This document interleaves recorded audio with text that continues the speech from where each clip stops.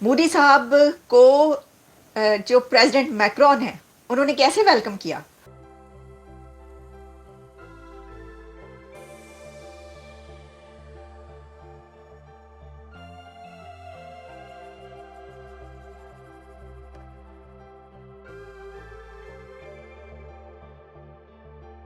मोदी साहब को वेलकम करने के लिए प्रेसिडेंट मैक्रोन जब वहां पर पहुंचे और उन्होंने मोदी साहब से मिले, तो बल्कि जब मोदी साहब पहुंचे हैं पेरिस के अंदर, तो प्रेसिडेंट मैक्रोन ने सोशल मीडिया पर अपने लिखा, ट्वीट किया कि welcome to Paris my friend Narendra Modi. यही समिट में हमारे वजीर आजम को तो नहीं बुलाया जाता। तो ग्रैंड डिनर एक अलीजे पैलेस में दिया गया, तो अलीजे पैलेस में लाइमलाइट में रहे मोदी साहब।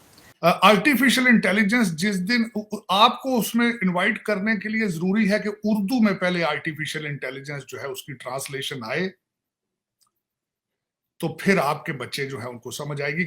नमस्कार, जय हिंद, वंदे मातरम। दोस्तों, राज हिंदुस्तान में आपका स्वागत है।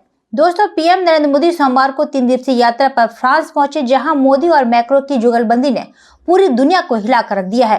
दोस्तों, फ्रांस के राष्ट्रपति एम्यूल मैक्रो ने एलिसी पैलेस में डिनर के लिए पहुंचे पीएम नरेंद्र मोदी का जिस तरीके से स्वागत किया, उसे देखकर दुनिया कहने पर मजबूर हो गई है कि दोस्ती हो तो ऐसी। दोस्तों, जैसे ही पीएम नरेंद्र मोदी पैलेस में डिनर के लिए पहुंचे, तो वहां मौजूद मैक्रो ने आगे बढ़कर पीएम मोदी का गर्मजोशी से स्वागत किया और गले लगाया। मोदी और मैक्रो की यह मुलाकात सोशल मीडिया पर जमकर वायरल हो रही है, जिसे देखकर पाकिस्तान खासा हैरान परेशान है। तो दोस्तों, आइए चलते हैं और देखते हैं पाकिस्तानी मीडिया का इस पर क्या कहना है। Indian prime minister Narendra Modi साहब पहुंचे हैं पेरिस, और पेरिस में उनका बहुत ही शानदार इस्तकबाल किया गया है। ग्रैंड रिसेप्शन उनको एयरपोर्ट से लेकर और एयरपोर्ट से बाहर निकलने के बाद वहां पर उनका डायस्पोरा एज यूजुअल एक ऐसा रिसेप्शन था जो हमेशा ये ट्रेडिशन है कि इंडिया का प्राइम मिनिस्टर जब भी पूरी दुनिया में कहीं पर पहुंचता है तो उनका डायस्पोरा जिस तरीके से उनको वेलकम करता है, दैट इज फेनोमिनल, अनबिलीवेबल होता है कि बहुत ठंड थी। अच्छा, भारतीय वजीर आजम ने अपने सोशल मीडिया पर ये लिखा कि बहुत सर्दी है, लेकिन इस सर्दी के बावजूद भी जो लोग हैं वो बिल्कुल उसी तरीके से आए, बल्कि बहुत बड़ी तादाद में वहां पर पहुंचे। तो एक तो ये कि उनका जो रिसेप्शन है बहुत ही ज़बरदस्त रहा, लेकिन इसकी हम कुछ जो बड़े पॉइंट्स हैं उसके ऊपर हम अभी बात किए लेते हैं। वो ये है कि जो ग्रैंड डिनर एक अलीजे पैलेस में दिया गया, तो अलीजे पैलेस में लाइमलाइट में रहे मोदी साहब। मोदी साहब को जो प्रेसिडेंट मैक्रोन है उन्होंने कैसे वेलकम किया। मोदी साहब को वेलकम करने के लिए प्रेसिडेंट मैक्रोन जब वहां पर पहुंचे और उन्होंने मोदी साहब से मिले, तो बल्कि जब मोदी साहब पहुंचे हैं पेरिस के अंदर, तो प्रेसिडेंट मैक्रोन ने सोशल मीडिया पर अपने लिखा, ट्वीट किया कि welcome to Paris my friend Narendra Modi. My friend Modi, welcome to Paris. अब आप ये देखें कि ये नहीं लिख रहे कि जी मैं भारतीय वजीर आजम, इंडिया के प्राइम मिनिस्टर मोदी साहब पहुंचे हैं और कनाडा के जस्टिन ट्रूडो साहब पहुंचे हैं, और वहां से देखें जो उन्होंने जिस तरीके से वेलकम किया है मोदी साहब को, कि ये लिखना my friend welcome to Paris, वो लगता है ना कि दो बडीज हैं।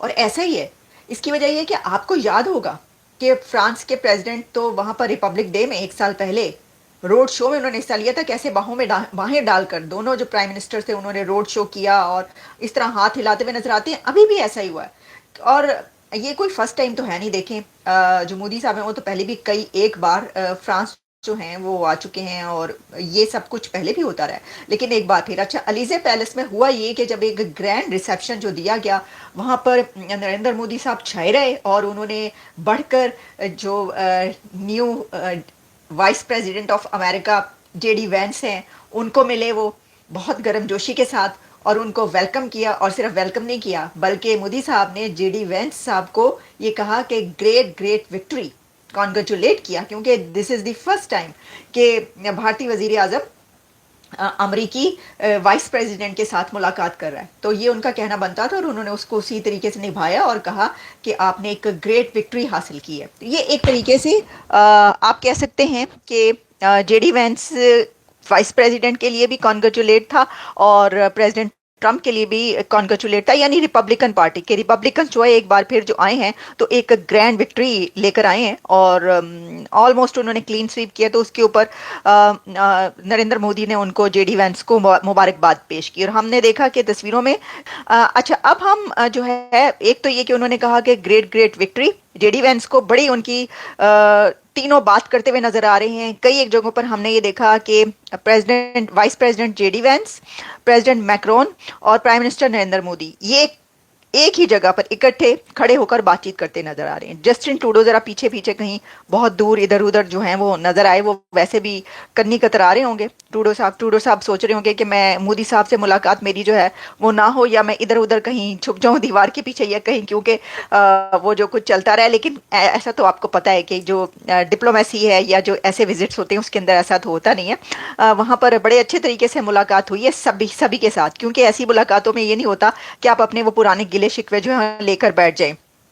लेकिन देखिए, being a most senior leader भी वहां पर नरेंद्र मोदी है ना, उन सब में सबसे मोस्ट सीनियर, तो इस तरह भी उनको ये एक जो जगह मिलती है वो जगह उनको दी गई। और फिर एक और बात बड़ी ये कि फ्रांस के प्रेसिडेंट के साथ उनके जो दरीना अपने भी एक ताल्लुकात हैं ज़ाती, उस पर भी वो उसी तरीके से माय फ्रेंड मोदी कहकर वेलकम टू पेरिस कहते हैं। और फिर ये कि जेडी वैंस वाइस प्रेसिडेंट से भी उनकी मुलाकात पहली बार हुई तो वो भी उनको वो करते हुए नजर आए। अच्छा, डायस्पोरा जो है वो जैसा मैं बता रही थी आपको कि इंडियन डायस्पोरा एक बहुत बड़ी तादाद में एयरपोर्ट पहुंचा, जहां जहां जो मोदी साहब हैं वो वहां पर जैसे ही एयरपोर्ट से उतरे हैं तो झंडियां उन्होंने उठाई हुई थी और साथ ही उन्होंने ये किया कि वो बहुत सख्त सर्दी में भी उनसे मिलने के लिए आए हुए, तो बड़ी तादाद थी और वो सबसे मिले, बड़ा खुश हुए। उससे पहले रेड कारपेट रिसेप्शन तो हमेशा आपको पता ही है कि दिया ही जाता है। एआई समिट हो रही है, हमारी भी तो 240 मिलियन की आबादी है, हम भी तो बड़े यूजर है ताड़ साहब, हमारे भी बच्चे टिकटॉक पे और सोशल मीडिया पे और इधर उधर काफी इंटरनेट की हम बहुत बड़े जो है वो यूजर हैं। तो ये क्यों ताड़ साहब ये डिस्क्रिमिनेशन है? हमारे बहुत सारे लोग कहते हैं कि हमारे साथ ज्यादती होती है, हमें इनवाइट नहीं किया जाता।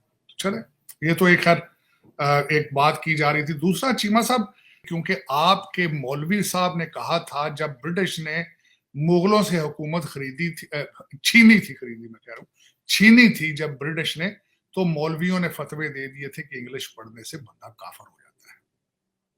तो दर हकीकत जब उर्दू में कोई आर्टिफिशियल इंटेलिजेंस बनानी वो भी भारत में से किसी ने, तो फिर आपके बच्चे उसको देखेंगे, उसमें से निकालेंगे क्या कि आर्टिफिशियल इंटेलिजेंस के जरिए लोगों को गालियां किस तरह निकाली जाती है या उसमें से मीम किस तरह, नंगी तस्वीरें किस तरह बनाई जाती हैं। आपको पता होना चाहिए इस्लामिक रिपब्लिक ऑफ पाकिस्तान का हर बच्चा जो है वो पोर्नोग्राफी देखने में, आपका नंबर जो आपको गूगल ने बताया था कि आप ऊपर वाले नंबरों में आपका इस्तेमाल इंटरनेट का देखें। मैं चीमा साहब कल परसों किसी जगह बैठा था, किसी ने मेरे साथ मंसूब करके कही बात कि आप फौज के तर्जमान बन चुके हैं, पाकिस्तानी फौज। मैं कभी, सबसे पहले तो आपने बिल्कुल गलत कही बात, मैं फौज का तर्जमान नहीं हूं। लेकिन चलें, इस चीज का आपने डिस्कस किया है तो इसको भी डिस्कस कर लेते हैं। आप फौज को पाकिस्तान के सिस्टम से निकाल सकते हैं। आपकी पार्टियां जो, मैं तो इनको पार्टियां, सियासी पार्टियां नहीं मानती, तीनों फौज के बतन से पैदा हुई है, नंबर 1।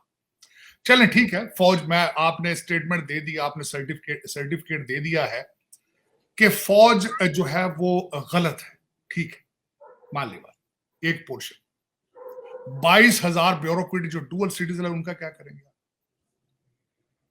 फिर उसके बाद गुड टू सीईओ वाले जज हैं, उनका क्या करेंगे आप? फिर इस सोसाइटी के अंदर जो करप्शन डीप रूटेड हो चुकी है, शराफत आपने प्रमोट करना छोड़ दिया है, उसका क्या करेंगे आप? कभी देखा है कि हालात? चीमा साहब, मुझे सफर करने का बड़ा शौक है, मैंने कई अफ्रीकन कंट्रीज देखे हैं जो बहुत गरीब है, बल्कि मैं आपकी मिसाल एक देना चाहूँ। तो दोस्तों, आपने देखा कि फ्रांस में मोदी का धमाकेदार स्वागत देख पाकिस्तान कैसे जल भुन रहा है। आपका इस पूरी खबर पर क्या कहना है, हमें कमेंट बॉक्स में जरूर बताएं। खबर अच्छी लगे तो लाइक और शेयर करना ना भूलें। ऐसी तमाम खबरों से जुड़े रहने के लिए आप देखते रहें राज हिंदुस्तान।